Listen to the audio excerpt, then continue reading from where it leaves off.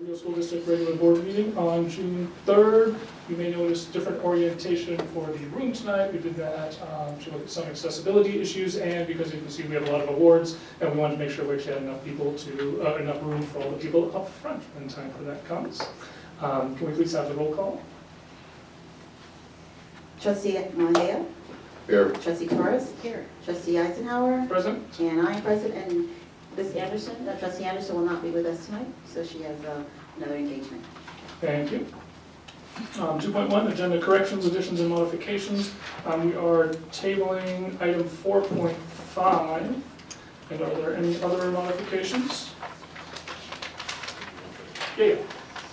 I'd like to pull 11.4, 11.5, 11.6, 11.9, and 11.10.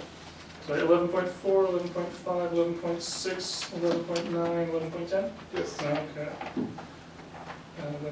11.10, Alicia, do you have no, Omari? No. Okay, thank you. I guess I'll make a motion to approve the agenda, tabling 4.5 and pulling the 1, 2, 3, 4, 5 items from the consent agenda to discussion. I'll second. Thank you. Trustee Mejia. Aye. Trustee Torres. Yes. Trustee Eisenhower. Yes. And I vote yes. Thank you. Moving on to item 3.1, public comment on closed session. The public may address the board concerning items that are scheduled for discussion during closed session only. Individuals in attendance are allowed to have one additional person donate their time. The presentations are limited to 3 minutes each, or a total of 15 minutes in all. Do we have any speakers on closed session? No speakers? Thank you. In that case, the board will consider the following items during closed session. Item 4.1, public employee dismissal, dismissal release complaint. Appeal to the governing board pursuant to Administrative Regulation 4030. Item 4.2, public employee appointment, title assistant principal. Item 4.3, public employee performance evaluation, Government Code 54957, title staffing 2026-2027. And item 4.4, conference with labor negotiators, Government Code 45957.6, agency designated representatives, RSD, negotiating team, employee organization, California School Employees Association, and Rio Teachers Association, and 4.5 was tabled. With that, we are adjourning the closed session at 5:04, and as always, our goal is to open, return to open session at 6 p.m. Thank you.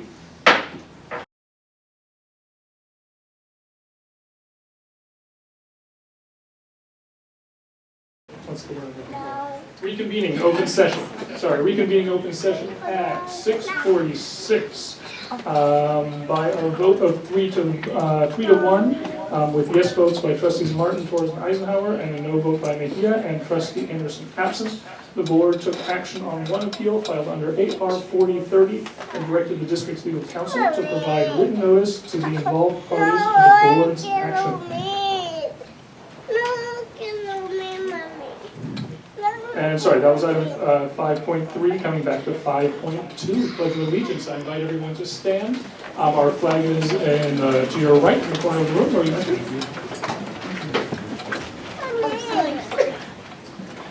Ready? Begin. I pledge allegiance to the flag of the United States of America and to the republic for which it stands, one nation, under God, indivisible, with liberty and justice for all. Thank you.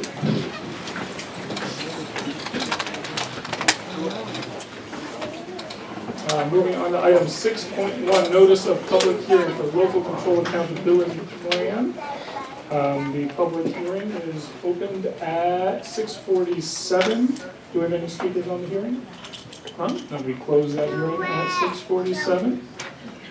Item 6.2, notice of public hearing for the 2026-2027 budget report. This hearing is also open at 6:47. Are there any speakers? None? And that hearing is also closed at 6:47.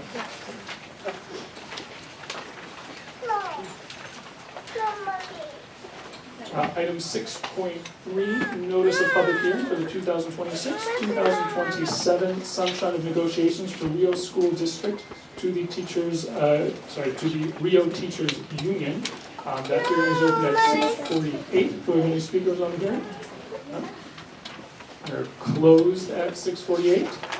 And item 6.4, notice of public hearing for the 2026-2027 Sunshine of Negotiations for the Rio Teachers Union to Rio School District. The hearing is open at 6:48. Are there any speakers? None? And the hearing is closed at 6:48. Which gets us to the exciting part of the evening, recognitions and presentations. Item 7.1, the Rio School District Migrant Speech and Debate Students.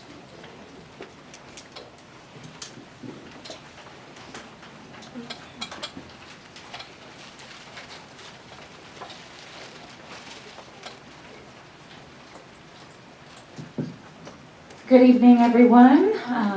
Board President Eisenhower, Board Clerk Martin, and trustees. Tonight we would like to recognize two of our outstanding employees who supported our migrant students and led them in competition for the Migrant Speech and Debate Tournament at Ventura County Office of Education in March. Teacher Tito Rojas from Rio Vista School, Middle School, was one of those coaches, and I don't know if he's here tonight. And Maria Chavez, one of our instructional aides from Rio del Sol, also coached our students, and then we had 7 students that participated. I am told that tonight is Rio Mesa's high school graduation, so I'm not sure if we have any students that were able to come.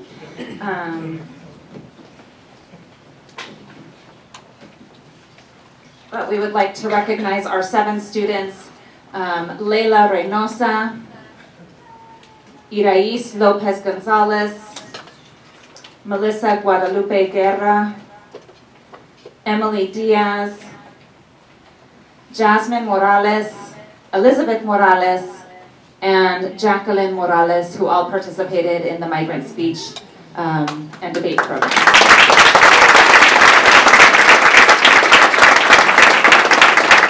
Since they weren't able to make it tonight, we will go to their schools and give them their awards at their school sites.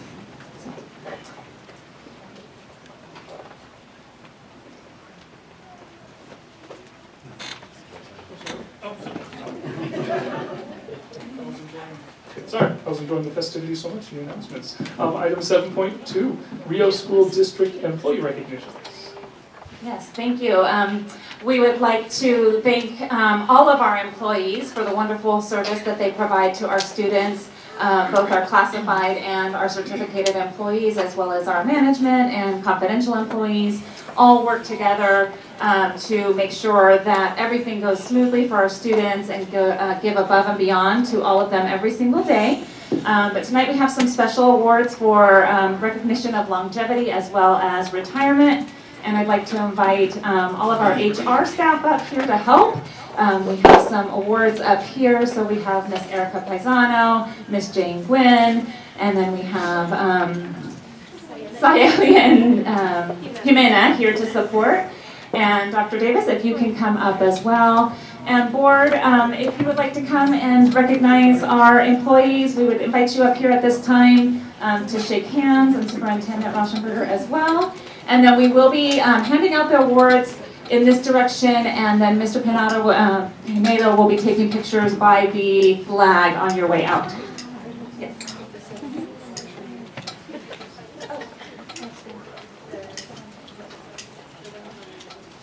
Oh.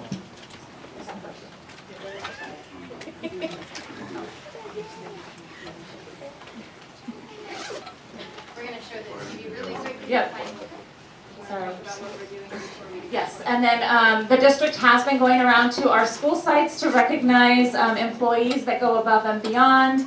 And we also have some recognitions of our math challenge students.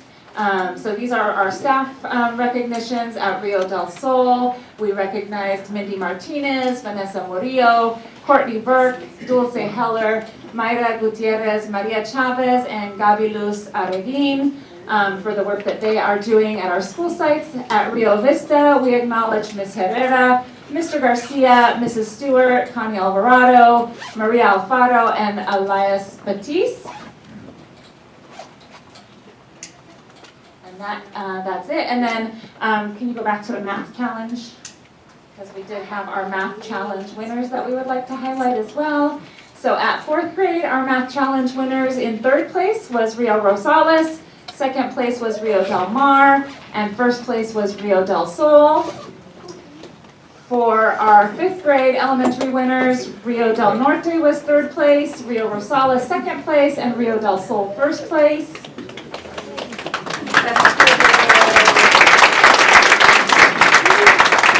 And then for 6th grade, we had Rio Real in 3rd place, Rio del Sol in 2nd place, and Rio Vista in 1st place. For 7th grade, Rio del Valle came in 3rd place, Rio Real 2nd place, and Rio del Sol 1st place. And then finally, for 2026 Math Challenge for 8th grade, Rio Vista was 3rd place, Rio del Sol 2nd place, and Rio Real 1st place.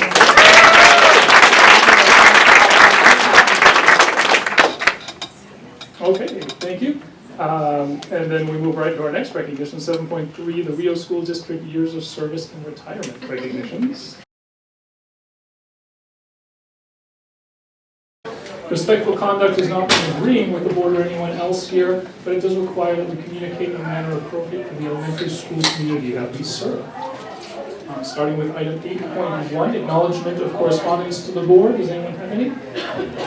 I do. I just want to thank Mr. Omar for his email. I appreciate that, and I appreciate meeting with him and having a good conversation. I appreciate the email from Ms. Archer, another meeting with her and having a good conversation. And I appreciate Ms. D offering to attend the Beauty and the Beast play. So I'm going to try and make that this weekend. Hopefully we'll see. That's it. Thank you. Trustee Martin? Yes, I'll also like to thank Mr. Omar for the email, for your communication to the board. And also, I want to recognize Elena Ramirez for her information for the MOT. We need information like that. The more information that we have, the better we can make decisions. So I appreciate the communication, just giving us more detail and more information on that.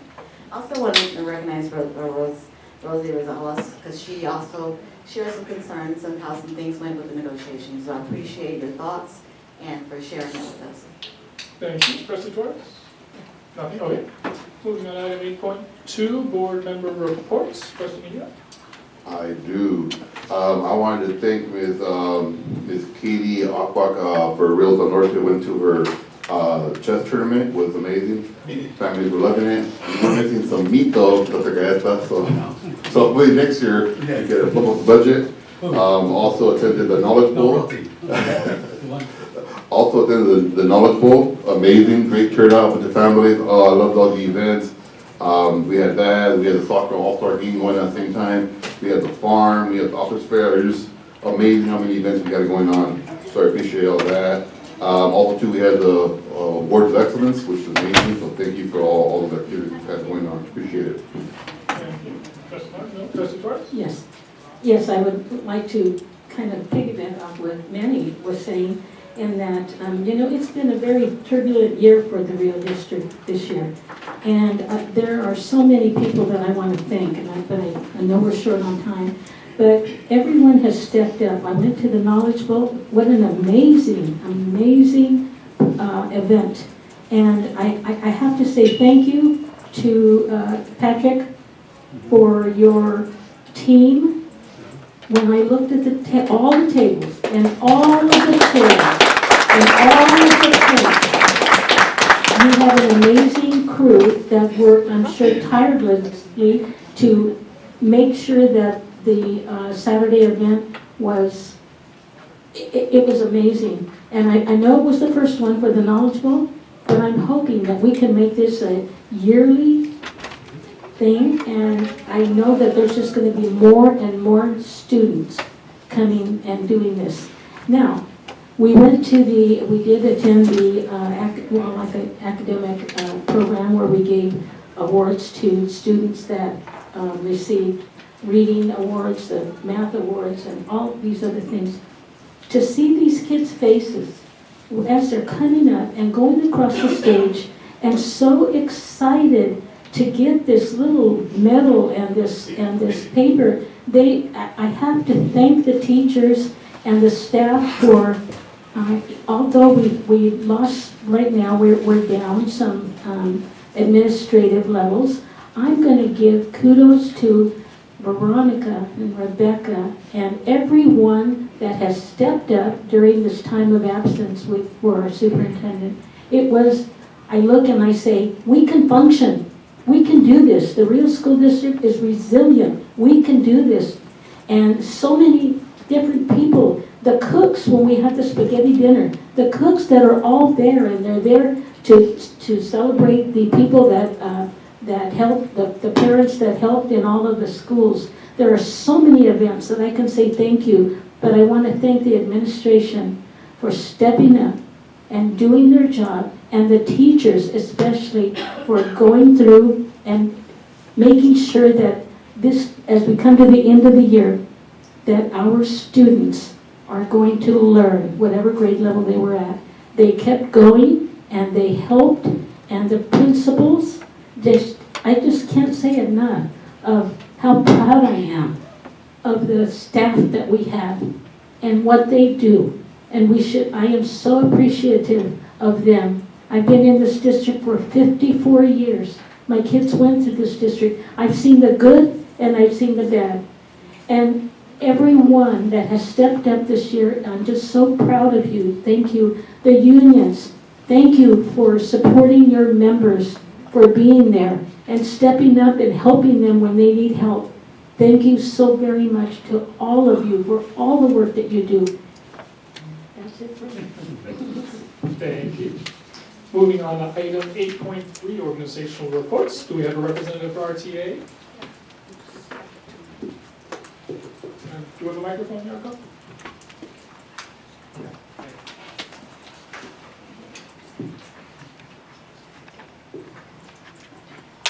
Good evening, board members, administrators, and everyone here. I'm just going to speak quickly and then I'll hand the mic over to Riza. Came up here because I want to thank Riza for serving our members. She will be still supporting us in a different capacity. She is our vice president, and moving on to other things, and we're going to miss her. So I really appreciate her. She comes up here and she's great at giving our reports, so I really appreciate you and thank you for everything that you do for our membership and our kids. Wasn't expecting that. Thanks, Marisela. I wasn't planning on giving this report. Thought I was here just to pick up an award. Which I've been a teacher for 22 years now, but because of life circumstances, I've never been in the same district for more than 10, obviously. So I didn't think that it would feel as special as it did. Thank you. So thank you for recognizing everybody. If I can find what I had prepared. Oh, of course it didn't. That's okay. I'll wing it, like I said, like I told you that I would. I think I just wanted to first thank all of the employees who have dedicated their years of service to this district. I know the district has already extended their thanks, but on behalf of RTA, I would like to do that too. And especially to the retirees, all of the retirees, but of course especially for all of the teachers who not only have given so many years of dedication, but chose to end their careers with Rio, I think is just such a gift to all of us. And then finally, we just want to thank the district for the bonus that it has offered its employees, the one-time off schedule that we entered into an MOU. I think that especially after June, for many of us not receiving another paycheck until September, that will definitely, that is some nice extra money that I know some of us are already planning some, summer things or paying off bills. And so truly, on behalf of RTA, I just wanted to thank the district for that. So wishing everyone a great summer, and thank you.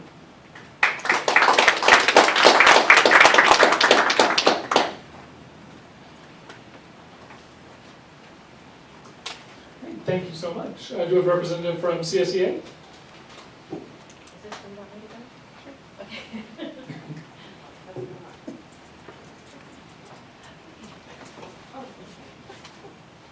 Hello, board. I was here last time. I didn't finish. My 3 minutes went by really fast. So I wanted to continue with our concerns about the transportation department. The district's own job description requires a valid California Class A or B California driver's license with P, which is a pupil endorsement, a CHP school bus certificate, and at a minimum 1 year of supervisory experience with bus driving and transportation operations experience preferred. The individual placed in the supervisor role came from a clerical background and was first hired by this district as a substitute clerical employee. She did not hold a school bus driving certificate at the time of her appointment. She obtained it after she was hired while already serving as transportation supervisor. She was appointed to oversee a department whose core function she had not yet been certified to perform. Having since obtained the certificate does not cure the problem. A certificate confirms she passed a test. It does not give her the years of behind-the-wheel experience that allows a supervisor to recognize a dangerous situation, evaluate a driver's decision in real conditions, or make sound judgment calls in the field. Experience is being ignored. A bus driver was recently written up for unsafe driving after an allegation that he ran a red light. CSA reviewed the video. He did not run a red light. The light turned yellow in the middle of his turn. When you are operating a fully loaded school bus, you do not slam on your brakes mid-turn. Doing so itself is a safety hazard. Any experienced driver or transportation administrator knows this.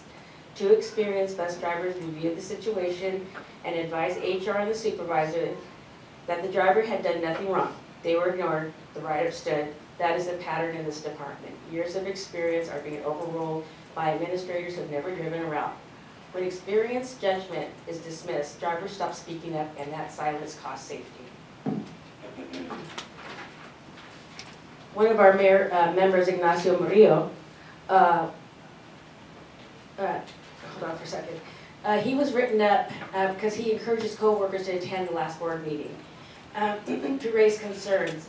For that, he was issued a letter of warning May 13th. Based entirely on anonymous complaints accusing him of creating a hostile work environment. Encouraging fellow employees to appear before their elected board is protected activity under California law. The district proceeded on anonymous statements alone. No name witnesses, no specific dates or times, no opportunity for Mr. Murillo to review the evidence. He has invoked his rights under Ed Code 44031 and Skelly. CSA stands behind that objection completely. This is also an unfair labor practice for union interference in protected activity. We will be filing a charge with the Public Employment Relations Board. 2 drivers lost their certifications without a hearing. 2 experienced drivers have had their school bus certificates suspended by the DMV for up to 1 year after the district filed 1072 reports, characterizing their conduct as gross negligence. No student was harmed. In both cases, a driver stepped away briefly to use the restroom, with the student remaining in view. In one case, the driver had been assigned a double route that morning, absorbing 40 additional regular education students onto a bus already carrying 7 special education students. Gross negligence requires a reckless disregard for the safety of others. That did not occur. Neither driver received a pre-disciplinary hearing before the DL 1072 was filed. California requires due process. It was not provided. These drivers are now without the school bus certificates they have held for many years, one for 20 and the other for 16. Well, the department that lost them is so short-staffed that remaining drivers are forced to double routes without student. Just to let you know, we went to the hearing and it was rescinded. That order was rescinded because the DL 72 shouldn't have been filed. We just got the response today from the hearing officer for the DMV because there's certain parameters that when you have to file it, and we did not meet them. And Dr. Puglisi was very honest about it. He said, we did it because the driver trainer told us to do it, CHP, I don't know, that's very strange. But anyway, he was very honest about it. So we respectfully but firmly ask the board to act on 3 things. Place the transportation department under qualified leadership immediately. Someone who held the required credentials before being hired. Someone with the real driving experience. If the district cannot act on that immediately, we request that Ignacio Murillo be placed in an interim supervisory capacity. He has the experience, he knows the routes, and he knows the drivers. 2, resend a letter of warning issued to Mr. Murillo. Punishing an employee for encouraging board attendance cannot stand. And 3, we took care of it. The DL 1072, I was gonna ask you to, because you could have, I informed you that the DL 1072 was filed incorrectly, you could have simply just said, we filed it incorrectly. But you did not do that, so we had to go to a hearing. And so, one more thing before I get down, we just wanted to informally notice you that we will be formally noticing you. Rosie will be sending a letter that we've obtained the necessary signatures for us to move to a merit system here in the district. So we're going to be working towards that. Thank you. Okay, thank you so much for the report. 8.4, Superintendent's report. I'd just like to share that I met with our community partners, the African American Clergy Council yesterday, had a great conversation about ongoing parent engagement and future collaboration opportunities. And so just sharing that the conversation continues and is very productive. Thanks. Thank you. Moving on to 8.5, public comment. Board meetings are a meeting of the governing board held in public and will be held in a civil, orderly, and respectful manner. A member of the public may address the board regarding any item listed on the agenda or any matter not included in the agenda. Each person speaking may not exceed a total of 3 minutes for a total of, we updated that to 21 minutes. Each person is allowed to have one additional person donate their time. Each person wishing to speak must fill out a speaker card, which is available at the meeting or on the district's website, and submit it to the secretary or clerk of the board before the start of the meeting. Who is our first speaker? Esther Giacomo. Thank you.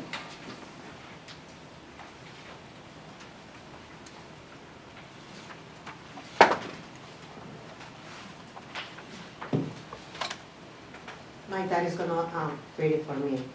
Thank you. Hello, my name is Esther Carcamo, and I have probably worked for Rio School District for 30 years.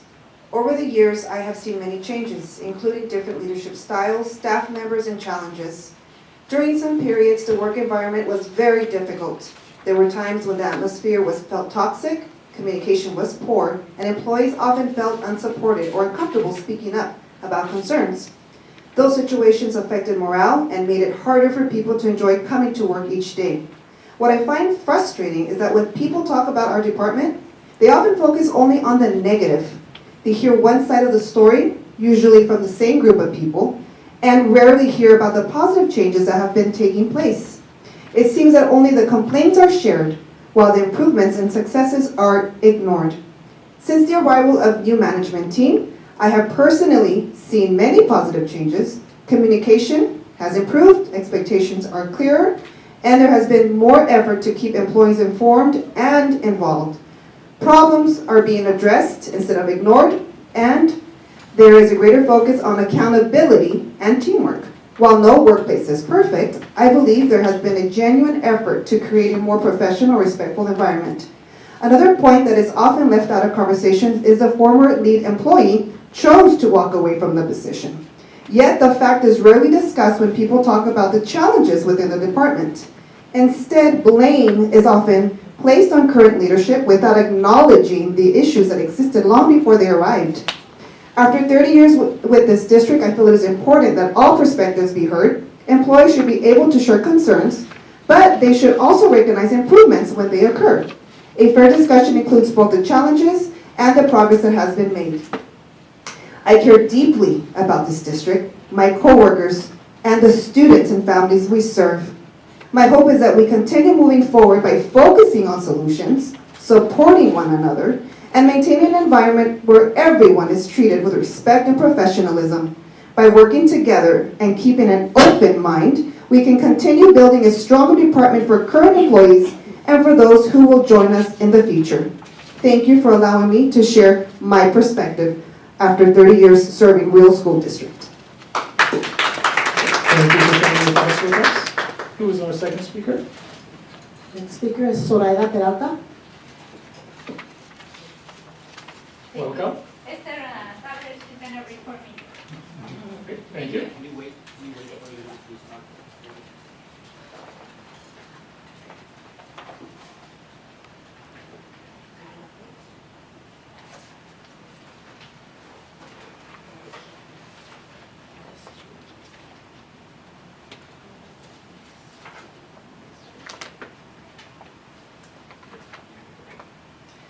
Hello, my name is Zoraida Peralta, and I have worked for the Rio School District for the past 8 years. As a school bus driver, I understand that our responsibility goes far beyond simply transporting students.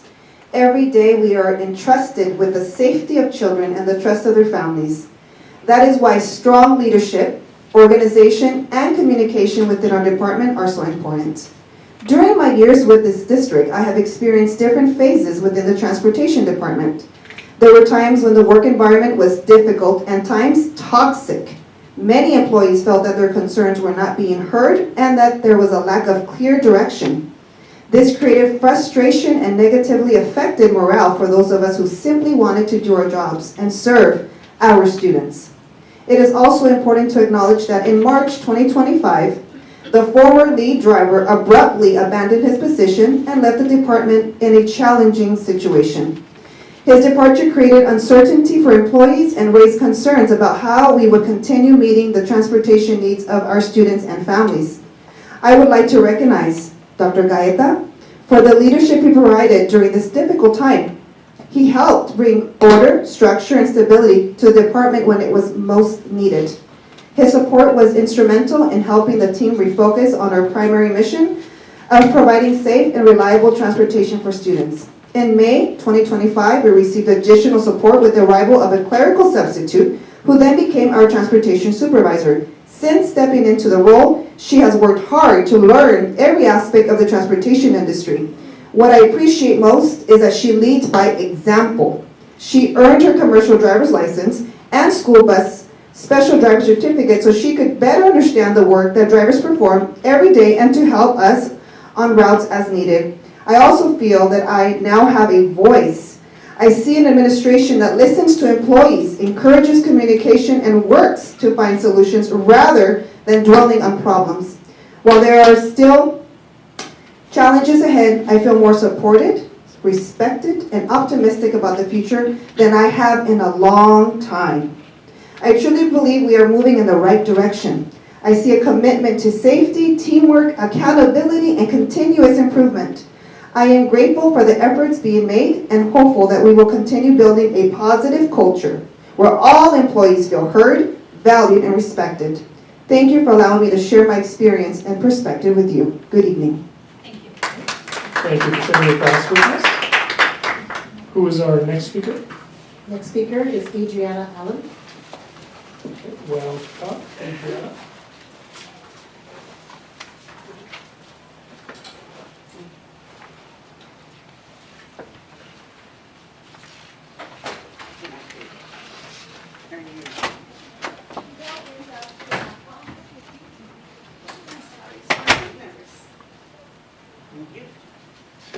Good evening. My name is Adriana Allen.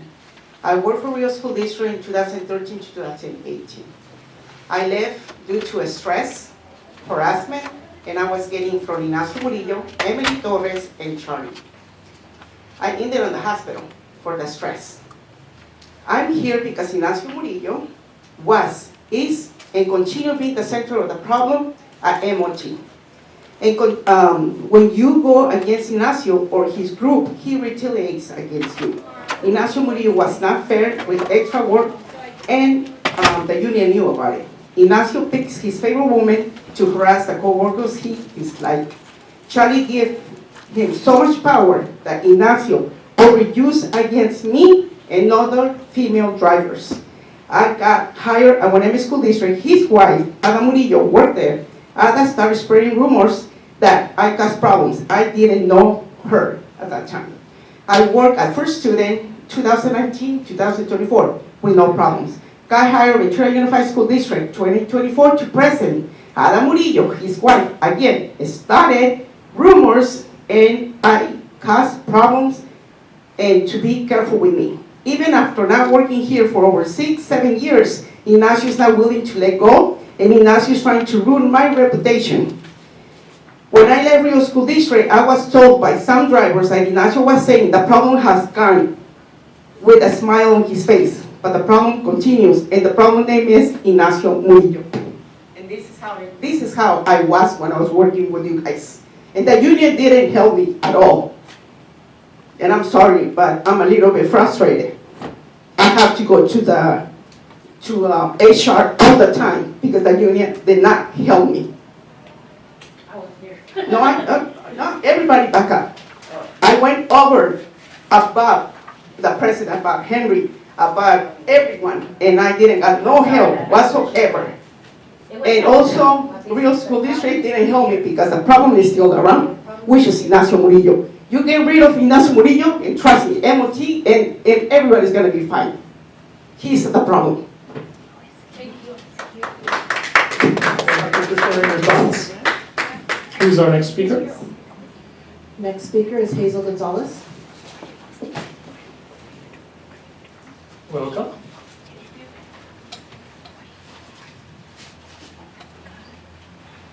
Good evening, Board President. Good evening, President of the Board, Board members, Superintendent, Assistant Superintendents, and members of the Cabinet. My name is Hazel Gonzalez, and I currently serve as a Transportation Supervisor for Rio School District. I wanted to take a few minutes this evening to properly introduce myself and share a little bit about who I am. I began my journey with the Rio School District in February 2025 as a substitute clerk and joined the Transportation Department in May 2025 to assist with clerical support as needed, still as a substitute. A new transportation supervisor position was opened, and in October 2025, I was honored to be selected. Over the past year, I've had the opportunity to learn many aspects of student transportation and gain a deeper understanding of the critical role transportation plays in supporting student success. Student transportation is a complex, multi-layered process. It will take years of experience to learn all aspects of the job. Before joining Rio, I spent many years in management, leadership, accounting, and administrative services roles. I'm a former Marine. I have worked in the public education sector for approximately 12 years, and prior to that, I spent 10 years working as an accountant in the private sector for ExxonMobil Corporation. I hold a bachelor's degree in business administration, an MBA with the concentration in public administration, and I'm currently a doctoral candidate pursuing an EDD in education and organizational leadership, with an anticipated graduation date of December 2026. I also hold a commercial Class B driver's license with a passenger and air brakes endorsement and a special bus driver certificate, which helps me better understand the work and responsibilities of the professional drivers I supervise. It also enables me to step in and cover routes when needed. While I'm proud of my professional background and educational accomplishments, what makes my role especially meaningful is that I'm also a parent in this district. Like many parents, I understand the importance of ensuring our students arrive at school safely each day and return home safely each afternoon. I've lived in Oxnard for the past 20 years and grew up in the neighboring city of Santa Paula. This community is home to my family, and serving the students, families, and staff of Rio School District is something I take very seriously. This evening, however, I'm not only here to introduce myself, I'm also here to support one of our dedicated bus drivers, Mrs. Esther Carcamo, who has reached a significant milestone in her career. I felt it was important to be present and celebrate this accomplishment alongside her. 30 years of public service and 30 years as school bus driver is an extraordinary achievement. Our transportation staff works tirelessly behind the scenes every day, often with little recognition to safely transport hundreds of students. Milestones such as this deserve recognition and celebration. Thank you for allowing me the opportunity to introduce myself, and I look forward to continuing to serve the students, families, and staff of Rio School District. Have a wonderful evening. Thank you. Who's our next speaker? Next speaker is Ed Ransom. Welcome. I should have brought some slides.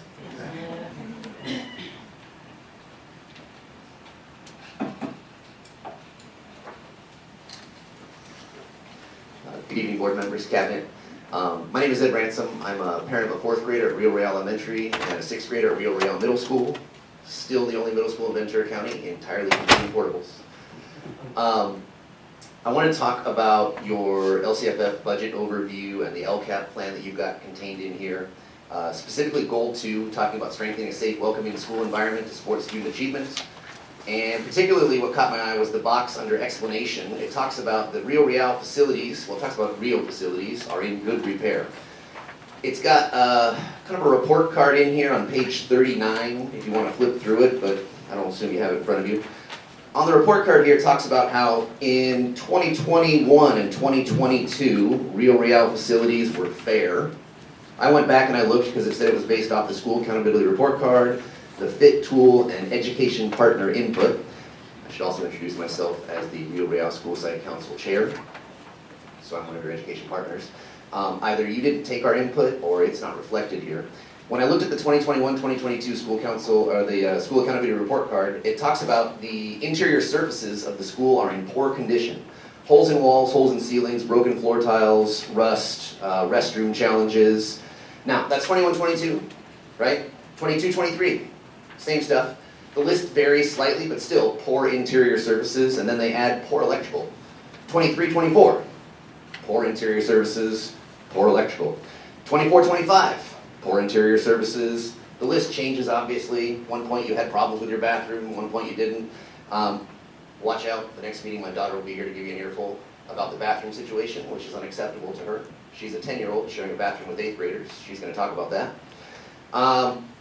But the idea is that your school accountability report card is telling the truth. Facilities report. You've got poor interior services, you've got poor electrical. 24-25, it also added tripping hazards outside on the blacktop.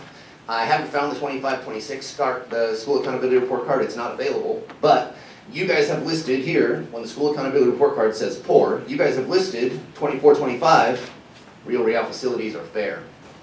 25-26, you suddenly said now they're good.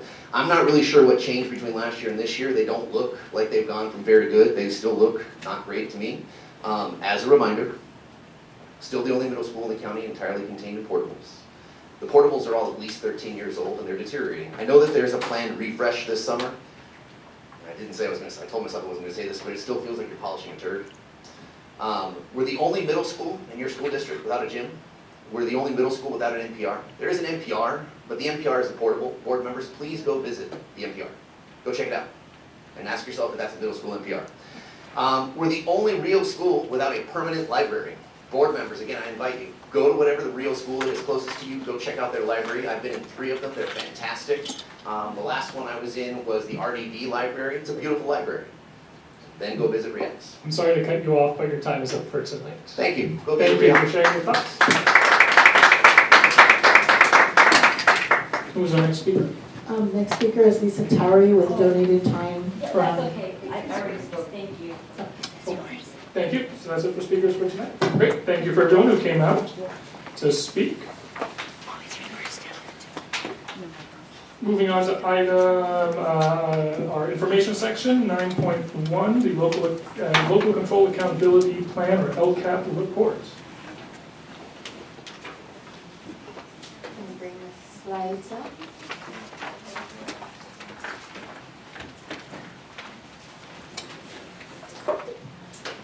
Thank you. So today is just an information item to share with you a little bit about where we're at with the LCAP. So if you can go to the next slide. And this is just a reminder, it's a 3-year plan that describes goals, actions, and services and addresses state priority areas. We are currently in our 3rd year. Next year will be a rewrite year. So the LCAP plan that we have today, you'll see the full finished product in the fall when we get the results back from CASP. So CASP scores are just starting to trickle in now. I think we've got about 20% of them. So what you'll see when you go through the LCAP, which I'll point out, is you'll see the year 2 outcome, because it's always a year behind for 24-25. And you'll see a target for year 3 because of the current year is not complete and we still need to enter that data in as it comes in before completing that. So you'll still see a mid-year LCAP when we come back in the fall, and there aren't significant changes in this current LCAP because it's we're towards the end of the 3-year LCAP. If you can go to the next slide as well. So just to remind you, this is a fluid document, very similar to a SIPSA, the School Plans for Student Achievement. where it's a cycle that we go through the year. We look at and analyze data, we look at our implementation towards goals that we have and that we identify. We consider a variety of input, whether it's from parents, departments, schools, community input, our DLAC process, so we gather a lot of input before we move into planning and adjusting our plans. The picture on the left just shows you the priorities, so we are required to write the LCAP to meet the state priorities, which are conditions of learning, engagement, and student outcome. So we must have parent involvement, student engagement, school climate addressed. We also must look at student achievement and outcomes, in addition to how we address basic services, state standards, course access, and how we address the needs of our different student groups. You can go to the next slide. So we are required to do a couple of things each year. So in the fall we do the mid-year, now we do the annual updates, and then this will be information, and then the approval will be at the last board meeting in June. And then, so board adoption is required by June 30th, and if it's not adopted, there are some significant financial penalties, so keep that in mind. Next slide. So each of the updates, the mid-year and the annual update, will review progress towards goals, the effectiveness, looking at actions. We'll look at, point out where the metrics are, because you have between this meeting and your next meeting to review these as well, and we'll have a budget report that's related. Go to the next slide. The engagement process, we collect data and review data with our principals and departments throughout the year. We meet with teachers at PLTs, we collect surveys, we've done a goal survey, so there's lots of data that comes in. We've met with some different parent groups. Through that consultation, that's how we develop and make revisions to the LCAP. And then we take those, we take all of that feedback. We have PAC meetings throughout the year, school site councils at the schools, ELAC meetings, DLAC meetings, and different opportunities to connect and meet with community partners as well. And then there's the additional focus of working with our county SELPA to make sure that we're looking at inclusion and practices of our students with disabilities as well. Next slide. This year, these are just some of the highlights of some of the LCAP survey. We know that this year, participants frequently mentioned concerns about students who are performing below grade level and wanting more attention to targeted interventions. The perception is that academic rigor and support for students will help ensure their success, and so there is a desire for more attention to these areas. This may be coming from, if you remember, our K through 5, we have the new literacy screener, so there has been more attention on levels in reading and being able to identify that, which is bringing up a lot of conversation. Student safety and well-being. This is another area. What we're hearing is that it's important to take a proactive stance on handling negative student behavior. Some participants highlighted issues such as bullying, the need for increased supervision during school hours. There's a strong sentiment that we should continue to focus and prioritize student well-being. This is our social emotional learning work that Dr. Rocha focuses on, including counseling services, stress management, emotion, and more recently increased efforts to respond to hate language that we are addressing at schools. In addition to that, communication and engagement was another topic where participants expressed need for more communication between schools and parents. Oftentimes we're told it's too much. In this case, parents seem to want more, but it seems to be around more updates on being involved with schools. And so there is a perception that better engagement leads to stronger school communities for students. Parents recently have given additional feedback and requests that we work to celebrate diverse cultures in the community so that students can see positive representations of themselves through these celebrations. Also, there's interest in continuing to expand extracurricular activity, including sports, field trips, the arts. A lot of people really like these communities. Some of you spoke about them today in your board member report. These activities contribute to student well-being, engagement. It's definitely an opportunity for families to engage with the school as well and participate in diverse experiences. And then in the survey, there were concerns raised about the adequacy of school facilities. Parents are calling for more improvements in infrastructure such as permanent classrooms, better equipment for sports. Participants perceive that enhancing these resources and facilities can positively impact the learning environment and student experience. So that's the summary of the LCAP survey. This is just a reminder of our goals. The first goal is really centered around academic achievement, student engagement.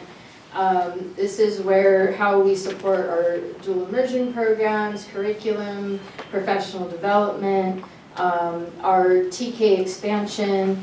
Goal 2 is a maintenance goal. These are the learning conditions, how we get kids to school. So our transportation department is paid for out of Goal 2. We pay for many of our teachers out of Goal 2.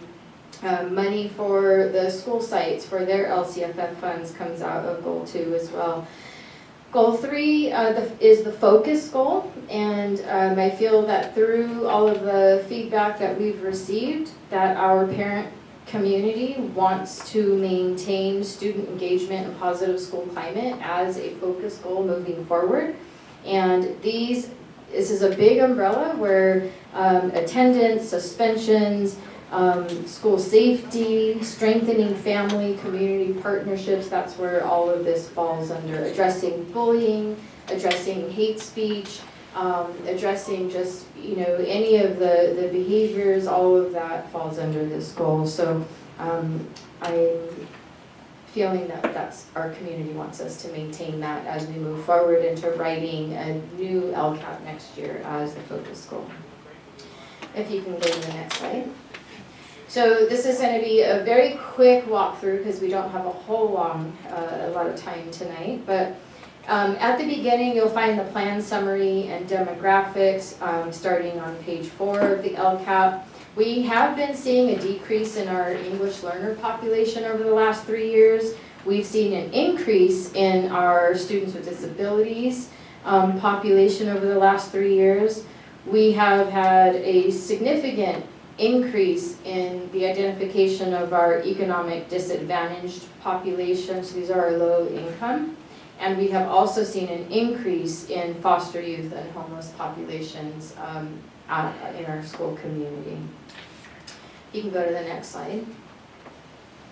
One of the things that we do is we monitor different student groups, and this is important because any student groups in a red status, which is the lowest performance status, these are what get us kind of on the radar, right? These are areas that we really need to work with the school sites to add some additional focus areas and attention to this. And so here I've just highlighted some of the student groups that we need to provide this attention to. And that's the purpose of the supplemental funds that we receive in the LCAP, is to really look at addressing the greatest needs. So in this, we see that our homeless population of students are in the red status for both English language arts and math. Students with disabilities are in the red status for math. Chronic absenteeism did improve slightly. There continues to be a need to address it, still in the very high orange. However, when you look at the student groups, our long-term English learners are in the red status for suspension. So those are all the groups, student population groups within our district that are in the red status as we look at the California dashboard. If you go to the next page. The year one, this is the broad goal. This will start on page 17. So you'll see the year two metrics, the 24, 25. I shared a lot of that at the last mid-year. The 25, 26 year three outcomes will be shared in the fall. They're just not out. They're just starting to trickle in. So we will look at CASP and we'll add that information as soon as we start to get it.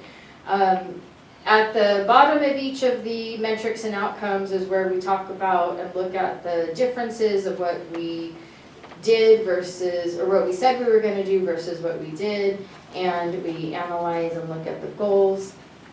And then on pages 31 through 35 are the actions and descriptions within Goal 1, which address standards, frameworks, language learners, professional development, course access, and these are things like CTE, GATE, these different experiences for kids, and the TK expansion and kindergarten support. You go to the next slide, which is our maintenance goals, which will start on page 38, where we look at the metrics and outcomes for the first 39 through 40. I know Mr. Ransom mentioned the FIT report. Those are generally like a year behind. So it's usually here over the summer that the facilities reports will be done again. In general, it's an outside, sometimes it's somebody from VCOE who comes in, and it's different than maybe if you walk onto campus, and I certainly have an opinion too of what's clean and not, and would agree that there's some room for improvement there. But a FIT report basically looks at functionality of things like that. And so, so that report is done annually. So we will report and bring that back out as well when that's done. And then the actions and descriptions, again, that's page 43 and 46. So you can see that we pay for transportation technology, teachers and staff, and we provide funds for the site to use for specific needs because each of our sites are a little bit different in their demographics. If you go to the next slide, first goal 3. This is the student engagement and school climate focus goal, which starts on page 47 in the LCAP. So again, you'll see the metrics that we use. At a later, I know Dr. Roach is in the middle of looking at the MRA survey, I believe is what it's called, and she's working with the school sites and can probably highlight some of the significant areas of growth that have been made, from the survey. And this replaced the Youth Truth survey that we did. And so you'll see in actions and descriptions, what we focus in goal 3 is multi-tiered systems of support. So this is the large umbrella that where we look at student services, behavioral, academic needs, attendance support, behaviors to address safety and bullying, our outdoor education, field trips, school gardens, opportunities for health, nutrition, and wellness, expanded learning, parent community engagement, and student services such as mental health outreach, all of our counselors, and so forth. If you look at the next slide, please. Some of the changes in Goal 1, we've been working to address inequity of EL learners. If you're not aware, if you are an EL learner in middle school, you don't get to take an elective that might be fun and engaging because you need to take an ELD course. So what we've been doing to try to address some of that inequity is to create, we have a fabulous TOSA team who's been working to create some ELD STEAM units, which have more of a focus to feel like an elective, and they're around. So we're teaching the ELD standards through STEAM types of activities.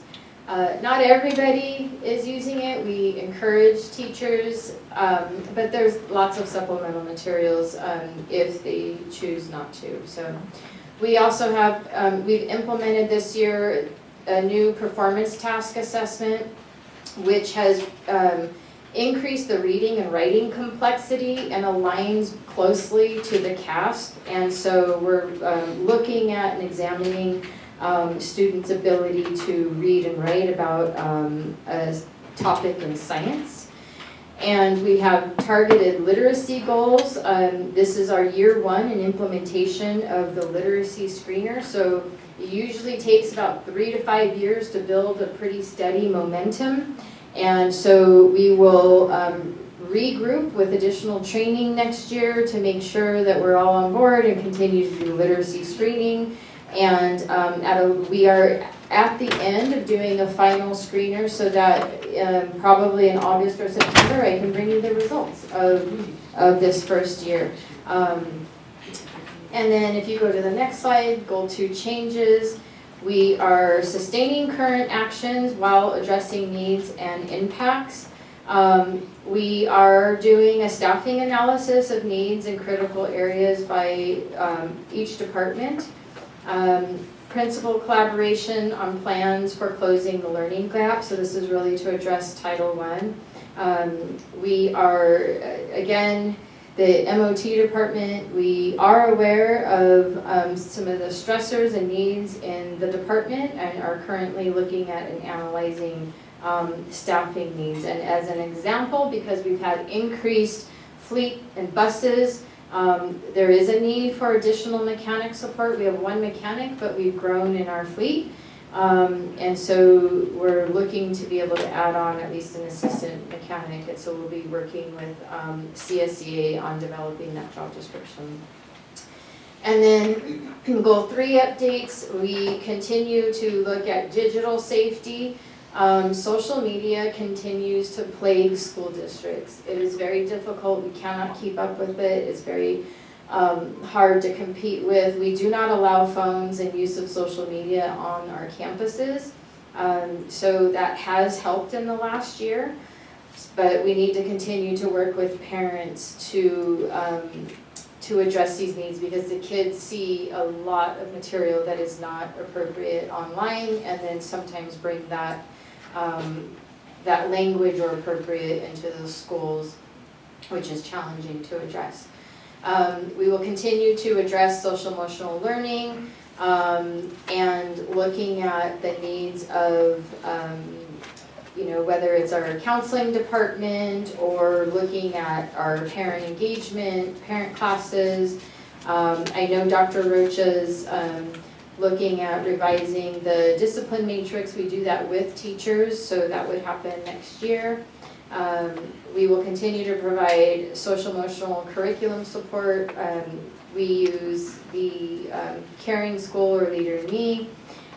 We are continuing our work with our Global Empathy partnership with Dr. Linda McKenzie to look at parent support and engagement as well. And then our environmental outdoor education, we completed 1 year of outdoor education where all 5th graders had the opportunity to attend, so we'd like to continue that for next year as well, and then continue our work on building positive civic engagement for students. And then if you go to the next slide, I will be able to, so part of the CDE dashboard requires that we reflect on local indicators. So these are that we think about basic services, so like our facilities and instructional materials. If you go to the next slide, we also need to, and this is why we have a lot of this in the LCAP. We need to continue to have discussion about how we measure and track CASP, LPAC, our physical fitness, and new this year, the literacy screener. We do this through our professional learning sessions, professional learning days, and different curriculum council meetings that we have with teachers. If you go to the next slide. Also, one of the local indicators is parent and family engagement. This is a requirement. We are required to continue to build relationships with families, seek partnerships, and develop capacity in all of our staff in order to support welcoming environments, so that we can support all students, all cultures and languages in our school community. And then next slide. We need to look at our school climate. So we track this through climate surveys, our attendance rates, suspensions as well. We still are struggling with our chronic absenteeism rate. Slight improvement, but it's still not where we were. We would like to be around 95 to 96%. So hopefully with increased community and parent engagement that we can continue to improve that. Practices to sustain and to improve is we'd like to improve our parent advisory committee by engaging more parents, and then where we can specifically look at cultural awareness, celebratory opportunities to increase positive representation of diverse populations, and we need to improve parent understanding of systems and practices that impacts feelings of trust, inclusion, and student safety. Next slide. Another priority for the state is accessing a broad course of study. So these are things like we offer CTE courses, we offer education out on the farm, GATE enrichment, language courses, STEAM programs, expanded learning for multilingual learners, so that there's many options for students and parents for diverse learning activities. If you go to the next slide. My budget overview will be much briefer than Dr. Gaetta's because I'm not the budget person. But in the LCFF, just so that you can see the brief overview, we receive LCFF funds. There's the base part of it, which supports things like teachers, staff, and benefits. There's the supplemental concentration, and that's based on those student groups that I mentioned earlier. And then layered on that, we have other state funds, federal funds, and local funds. And those are things like the grants, categoricals, Prop 28, which I'll bring at the next board meeting, ELOP, things like that. And then next slide, last slide. So our next steps, I know that we have a superintendent's community goals workshop that we do in the fall. We will continue the mid-year LCAP update. I'll probably do it a little bit earlier so that we can bring the CASP data to you and finish this, so that, because I know next year is a rewrite of our LCAP. And then we are working on a current analysis of needs for all departments and school sites. And that concludes my presentation. Thank you. Thank you for walking us through our LCAP. Moving on to item 9.2, budget report for the 2026-2027 school year.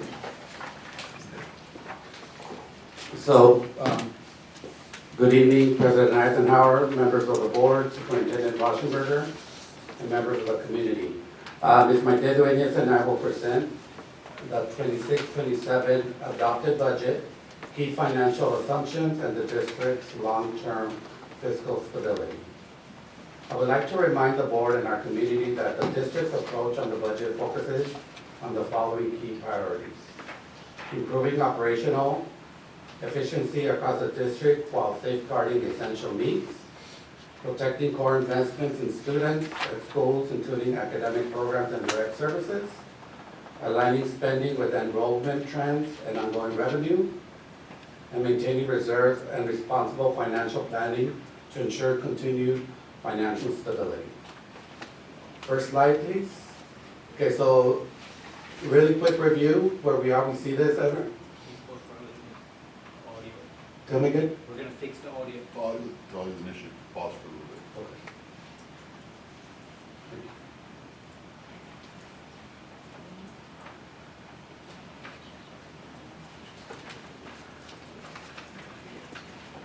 Should I start over? Yeah. Okay. So, so the budget cycle that we see here is where we are right now. The June 20th, 26, 27 is for current year, which is actually it's starting July 1st, 26, 27. And you can see how this runs in a 3-year pattern. Next slide, please. So very important to piggyback on what Veronica said about our revenues. This goes a little bit, extends that information. Total revenues for this upcoming year is $103 million. 76% comes from the local control funding formula. I'm sorry, 74% of that comes out from the LCFF. Federal revenue is 3%, state revenue is 16%, and local funds 7%. Next slide, please. Here we look at expenditures. Expenditures that for this upcoming year, there are $103 million. The big ticket items here for expenditures, if you look at certificated salaries, 34%, classified salaries, 17%, equals 51% of our budget just goes to that. And we have benefits at 23%. Total for that is 74% of our budget goes to those particular expenditures. Next we have books and supplies at 6%, 18% expenditures, and we have a couple that are under 1%. Other outgo is at 2%. And then we're going to look at quickly at our adopted budget. This time we're going to do it a little different. We're just going to look at the total column, which is right at the end. So beginning balance coming in July 1st, 10.2 million coming in. Revenues, those two numbers we just talked about, 103 and 103 for both revenues and expenses. And there you go, we have good news. We have a surplus this year. We're projecting a surplus of $103,000. If you look at the next slide, for total 10.4 million in for our ending balance, but also next to it restricted 6.2, 6.6. I will explain that column in the next slide. So I just want you to remember that 6.6 million that's there. Going down, we have what the ending fund balance components, right? 30,000 revolving stores cash and the restricted program carryover. And then the 3% that we have to keep every year per ed code is there at 3.1. Undesignated and appropriate funds, $667,000. The reserve amount, 3.7, which equals 3.65%. Again, ending balance there for this, we're projecting ending balance at 10.4. And now we look at, slide back please, I'm so sorry. Oh, sorry. So, okay, next one. I apologize. Okay, so this is, remember the 6.6 million that we talked about? This is what makes up that number. These are our restricted programs that come into play that really tell us when we get this funding where it needs to be spent. And they hold us to that. So hence why it's restricted. We're also looking at here, that number at the end is both the carryover from this year to the next and the plus the allocation. So there, the big ticket items there, 3.3 million for discretionary block grants, student supported professional development, 1.3 million for lottery, which we use for our textbooks, and the bottom, 922,000, which includes a lot of the medical reimbursements and other mini grants make up that total there. Again, that's a 6.6 million we talked about. Now we're going to have Mike Ted talk about the assumptions made for this adopted budget for all three upcoming years. Okay, so on this slide here, we have our 26-27 adopted budget, multi-year projection assumptions. We start with 26-27. Our projected enrollment is 5,208. And then in the next 2 years, they decline to 5,159 and 5,076. Our projected attendance rate remains constant at 93% for all 3 years. Our projected average daily attendance in 26-27, 4,796, followed by 4,719 and 4,642 in that third year. Our funded ADA for 26-27, 4,904, Then it decreases to 4,869, and then 4,806 in that third year. Our COLA, cost of living adjustment for 26-27, this is our statutory COLA, 2.87%. In 27-28, there's an increase to 3.30%, and a projected decrease to 3.9% in that third year. Our unduplicated pupil count, it's a 3-year average. So for 26-27, it's 84.15%, 27-28, 85.04%, and then another slight decrease of 84.83% in that third year. Our restricted lottery revenue for ADA is $82 for each year. Unrestricted lottery for ADA is $190 for all 3 years. Included in the budget is our step and column adjustment of 1.50% for all 3 years. Our salary increase, we have a 2% ongoing from 25-26 into the budget. For 26-27 and the next 2 years, there is no budget for that so far. We have certificated staffing at 271, classified staffing 253, administrators 47. Our STRS remain constant at 19.10%. While PERS has a little fluctuation, so 26-27 it's 26.4%, then a slight increase to 26.8%, and then a little decrease to 25.9% in 28-29. Next slide, please. So I wanted to just make you aware of some key points of the proposed 26-27 Super COLA of 1.44%. This is so in the budget, like I said, we have the statutory COLA, which is 2.87, and there's an additional 1.44% LCFF investment increase is proposed. However, it does not apply to all programs and comes with new spending requirements. Rising costs, decrease in enrollment, and PPDL, paid pregnancy disability leave. PPDL is for certificated and classified public school employees. Leave is for full pay up to a maximum of 14 weeks. PPDL will need to be a part of the 26-27 budget if approved, currently subject to negotiation between the governor and legislature, and the percent is subject to change. Okay. And here we have the multi-year unrestricted projections. So combined. We start out in 26-27 with an estimated beginning balance of 10.2 million. And like Dr. Gaeta has mentioned, revenues and expenditures both equal 103 million. We expect a surplus of 183,397. Our estimated ending balance is projected to be 10.4 million. And then we have stores revolving cash, 30,000. A restricted program carryover that Dr. Gaeta pointed out, 6.6 million. We have a 3% designated for economic uncertainties, 3.1 million. Undesignated unappropriated funds, 667,471. And so the total reserve amount is 3.7 million, and that equals to a 3.65% reserve. And so again, our ending balance is 10.4 million. So that 10.4 million becomes our beginning balance in the next year. And then we have revenues of 103 million, expenditures 105 million. We are projecting a deficit of 1.8 million currently. And so our estimated balance will be 8.6 million. And then if you look down, that gives us a 3.33% reserve. And then again, our ending balance 8.6, which becomes our beginning balance in 28-29. So in that year, we have revenues of 104 million, projected expenditures of 107, a projected deficit of 2.2 million, giving us a estimated ending balance of 6.3 million. And so that down at the bottom, we have our total reserve amount for that year at 3.2 million, which equals a 3% reserve. And again, our ending balance will be 6.3 million. And next page. So this is now back to Dr. Gaeta. So here we have other funds that we talk about a lot, which includes some Fund 13, which is child nutrition.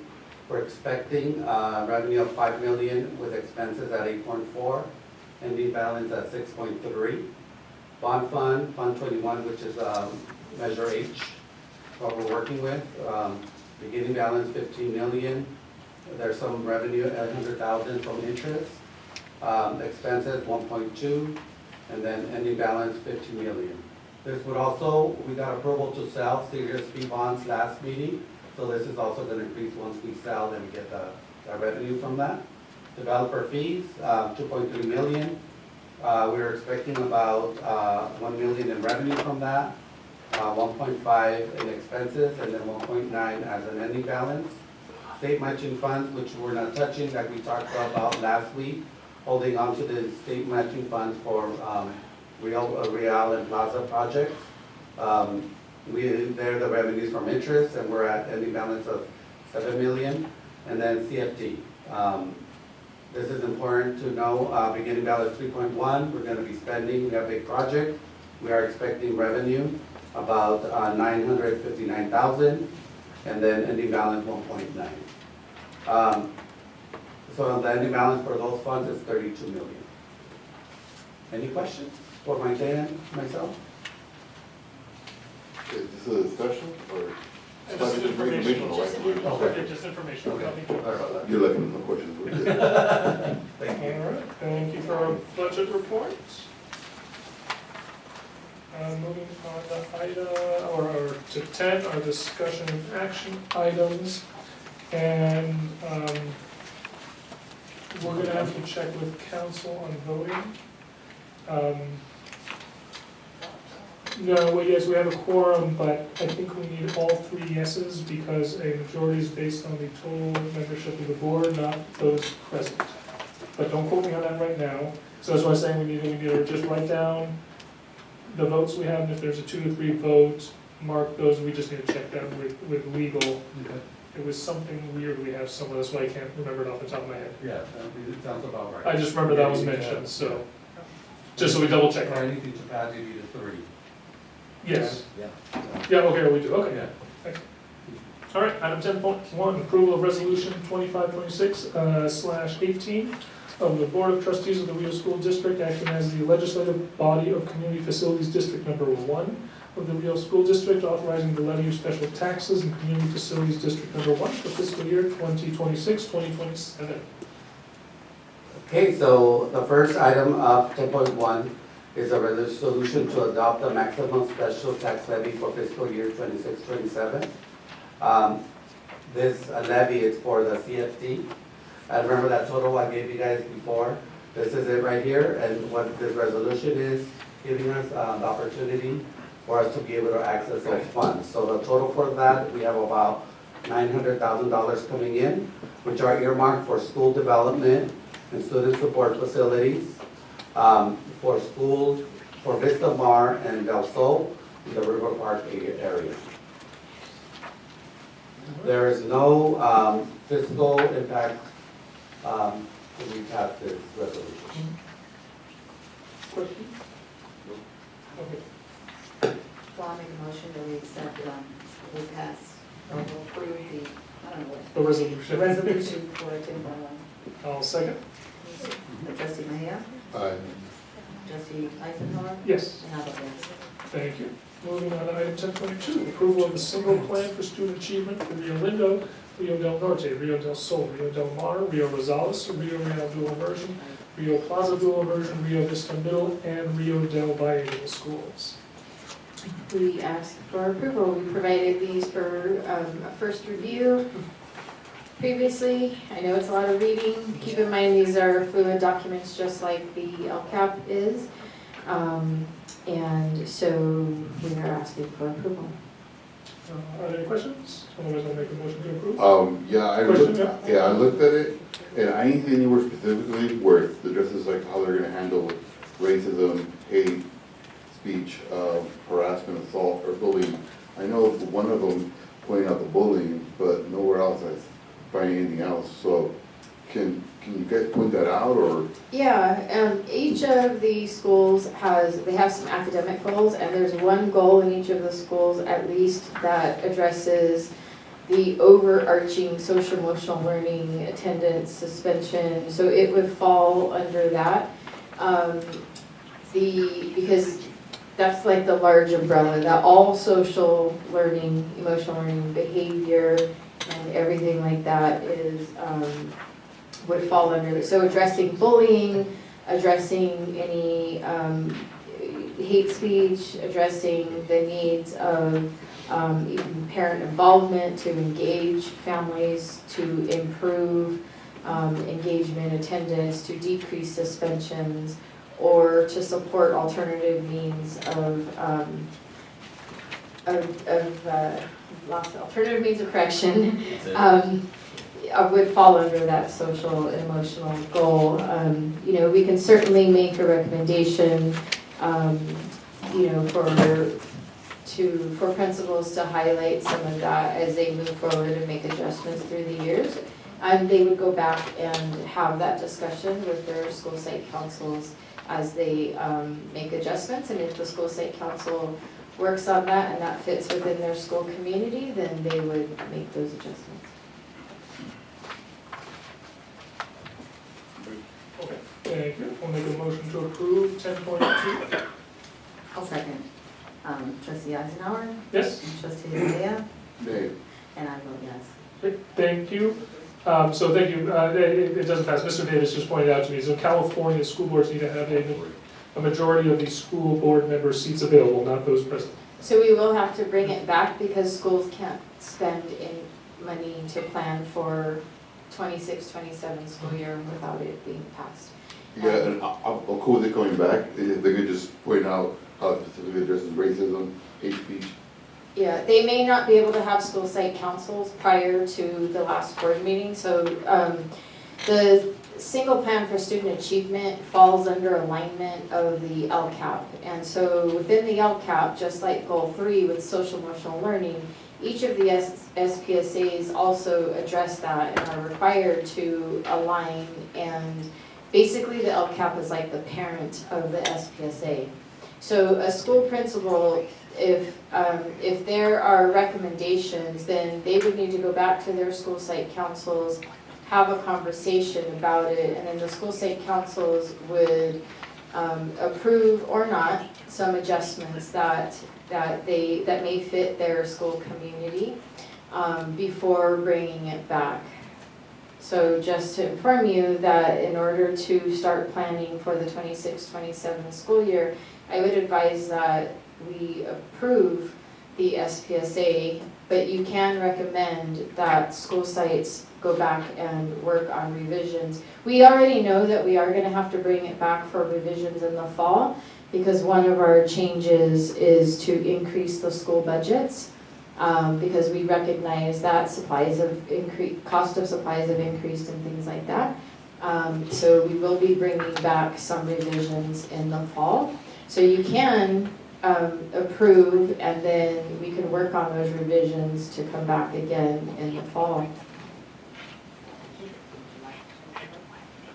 No, I think I'm gonna do my vote. We could just bring it back to the next board meeting when we have 4 board members, I'm sure I'll get all voted, so it'll be fine. Yeah, Okay. I don't think we can't go back on votes in a meeting, so. Oh, okay. Oh, But we'll bring it back to the next board meeting. Well, I guess we'll look into that question too.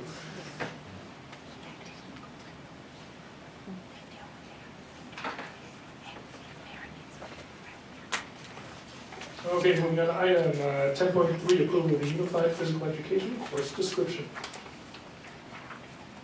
Oh, that's me. We, Let's ask and Dr. Davis. Great. It's both of us. We are, do you remember Ms. Terrazas came to the board meeting and she had requested this course description? Well, thanks to Dr. Schuster, I'm sorry. Ms. Schuster, sorry if you're out there. I got to attend one of the games along with Adi and Sonia. It was amazing. And thanks to the work of Ms. Schuster's recommendations along with Dr. Davis, he was able to make it happen. And so we're bringing the course description to you today. Okay, thank you. Any questions on the item? Do you want to tag on anything onto that? Yeah, I actually wanted to thank Ms. Schuster for providing me some information regarding different districts that actually do it the way we do it. And I had a long conversation with one of the members of cabinet in the Saddleback Valley Unified School District in Orange County. And several of their directors were involved in this. Not directly when I spoke to the director, but information they provided their director. And it turned out we were doing it the right way to begin with. It was just how things were coded in the back end of the computer. And so as long as you do it this way where it's co-taught and code it as co-taught, which we were doing anyway, but there was one other little tweak we had to make. It's great. It's wonderful. It fits. It makes it's acceptable in CalPETs, but the most important thing is it's great for kids. It's great for kids. They're getting instruction from the general education teacher, who's the PE teacher with the single subject P credential, and they're also getting instruction from the educational specialist, who is, in this case, Ms. Schuster. And it works really, really well, and we're very excited about it. Great, thank you so much for promoting this. I mean, the more we can make our community inclusive and accessible to everyone is beneficial to the entire community as a whole. Well, I'll make a motion to accept the 10.3. I'll second. All right. Trustee Eisenhower? Yes. Trustee Mejia? Aye. I vote yes. Thank you. Item 10.4, approval of District Sunshine Proposal 2 RTA for the 2026-2027 school year. So that is my item. We have a full successor agreement / reopener open next year in the 26-27 school year with the Rio Teachers Association. That collective bargaining agreement is, the whole contract is open. So we call it a successor agreement. And what this is tonight is our district sunshine proposal for contract reopeners, well, the initial contract reopeners for negotiations with the Rio Teachers Association for next year. And as you can see, there are 5 articles that we have posted for reopeners. There's Article 1, which is agreement. Article 6, which is the unit member workday, work year, and work conditions. Article 10, which is pregnancy disability leave. Child bonding, as Interim Superintendent Rauschenberger talked about in the LCAP. There's new law that's coming up. So, we have to talk about that. Article 19, compensation. Article 29, RTOS's teachers on special assignment. And the other thing is we agree to reopen any articles that are mutually agreed upon with RTA. Thank you. Any questions on the proposal? Nope. I'll make a motion to approve. I second. Trustee Mejia? Aye. Trustee Eisenhower? Yes. I vote yes. And 10.5 is the approval of the RTA Sunshine proposals to the Rio School District for the 2026-2027 school year. Same situation, Sunshine approval was being requested for RTA's Sunshine proposal to the Rio School District for the 26-27 school year.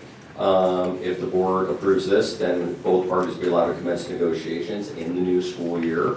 RTA is sunshining Article 1 agreement, Article 6 unit member workday, work year, work conditions, Article 7 unit member safety, Article 8 class size, Article 9 sick leave, Article 19 compensation, Article 20 employee benefits, as well as articles mutually agreed upon to open.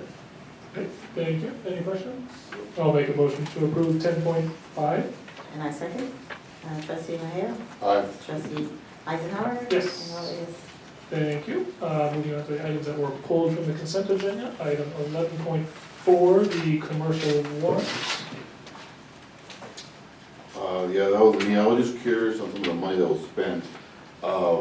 There's a Home Depot charge for $15,000.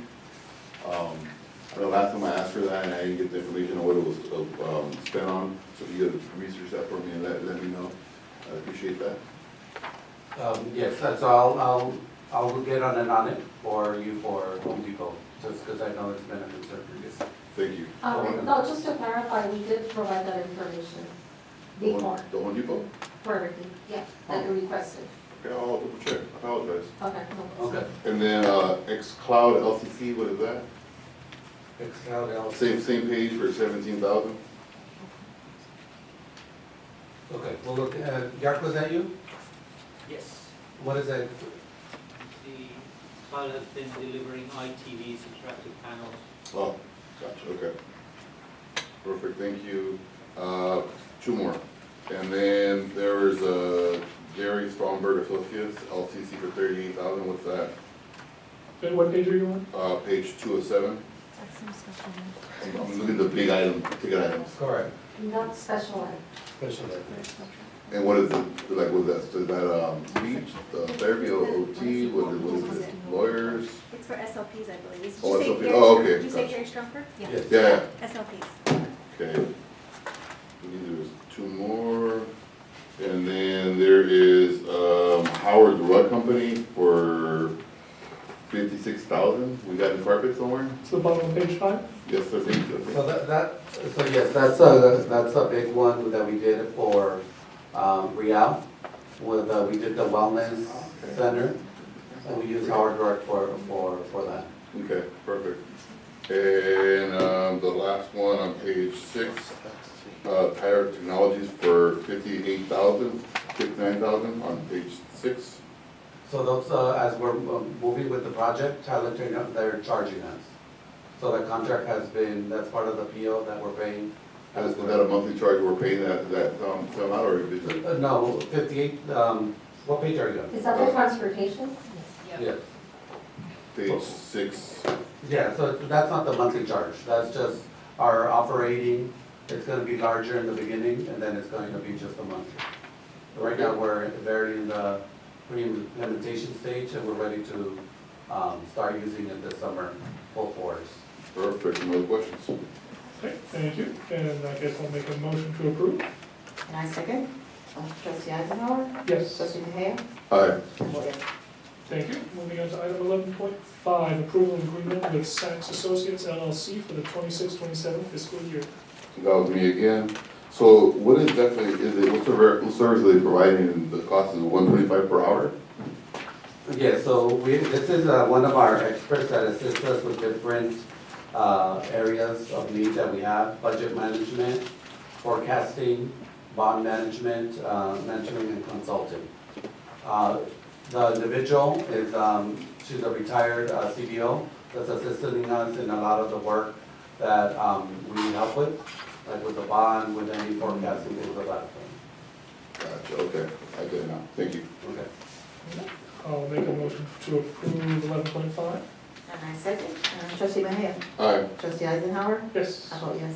Thank you. Moving on to item 11.6, approval of legal services with Atkinson, Andelson, Loyo, Rudd, and Romo for the period September 1st, 2026 through August 31st, 2027. Okay, so for this, I'm just curious, what are we putting the $400,000 for? I know it's legal fees, but what is it? Is it parent suing? Is it in our district? What can you? So it's our district lawyer, and we use them for several matters. I know that we've been using them for some of the investigations right now.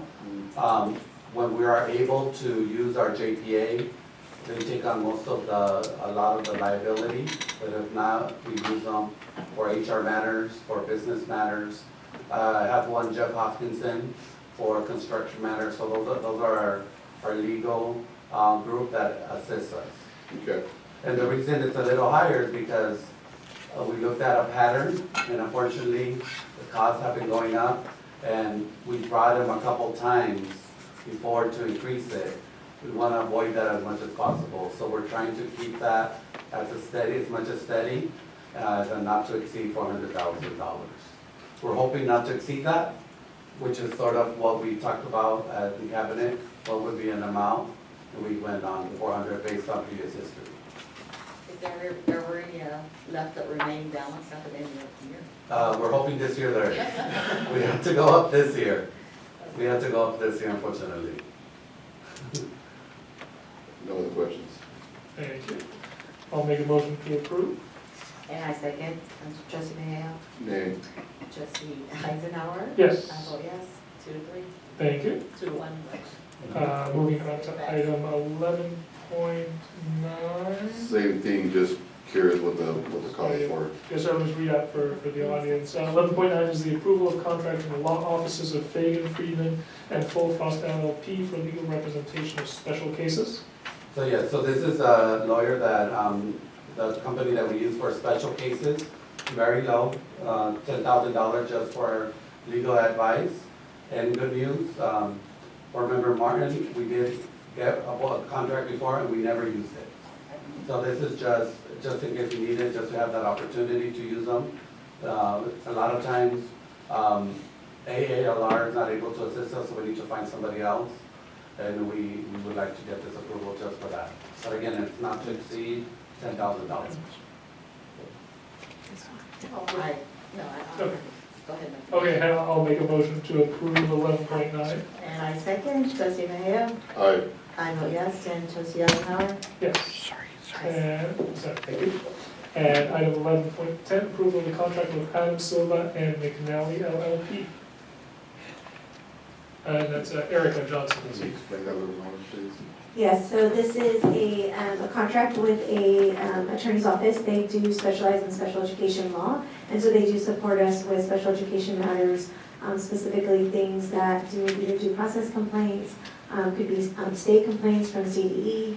They also help advise us when we have any questions, and we're making sure that we're following our federal and state guidelines. And what was the cost for that? This one was for $50,000. Thank you. Thank you. I'll make a motion to approve item 11.10. And I'll second, trustee Mejia. Aye. Trustee Eisenhower. Yes. I vote yes. Thank you. Moving on to the consent agenda, item 11.1, approval of the consent agenda. I'll make a motion to approve. And I second, trustee Mejia. Aye. Trustee Eisenhower. Yes. And I vote yes. Thank you.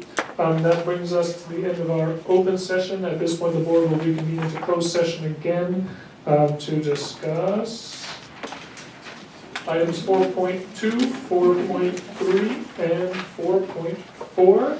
And we are adjourning to our second closed session at 8:49.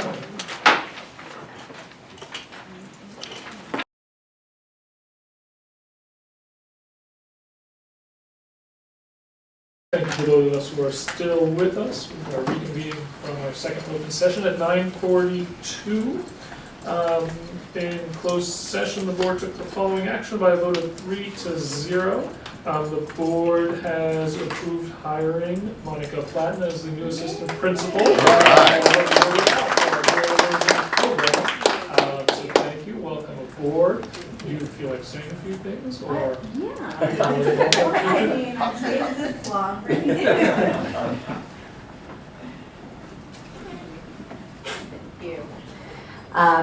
To the cabinet, our leadership, and to the board, thank you so much for the approval. I am extremely excited to start, I want to be a bulldog. It's first time being a dog, and I love dogs. So I've gotten to know Lorena so much just in this conversation, and I know we're going to mesh well. And I can promise you that everything that I do will be student-centered. So thank you so much. Thank you.